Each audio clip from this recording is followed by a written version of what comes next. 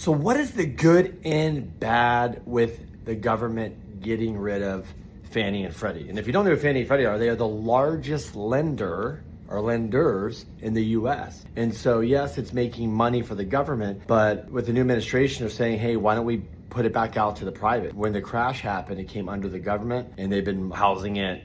And obviously it's great because lots of liquidity, they can kind of control the rates a little bit more.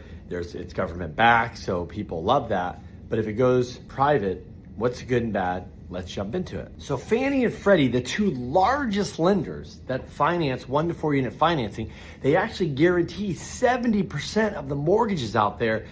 You know, the new administration is talking about taking it from under the government's umbrella back to the private sector. It was in the private sector, and when the crash came, they had to come in, rescue it, and here we are again. Yes, it made $20 billion last year, but let's look at the good and the bad to see if it'd be worth keeping it, or is it gonna screw up the housing market, and what did this chatter is all about. So what is the good? Well, the good could be if you sell it, it's less money the government has to think about. It could bring, $300 billion to the government. Also, there could be more flexibility. There could be the secondary market come in. That could be more liquidity. So there could be more options, better rates, things like that for the general public, people trying to buy homes, and it could take less risk off the government, which is ultimately the taxpayers. The bad news is people think maybe rates could go up, and not having that government involved, it could reduce, risk could go up. Maybe they won't have more products. They won't have the liquidity. If the market crashes, are they gonna really be around? So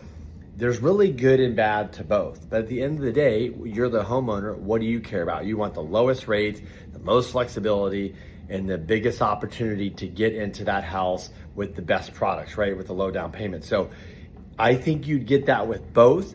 I think going privatizing it would just be able to free up some liquidity for the government. Remember, the government's holding about $9 trillion of mortgages on the balance sheet.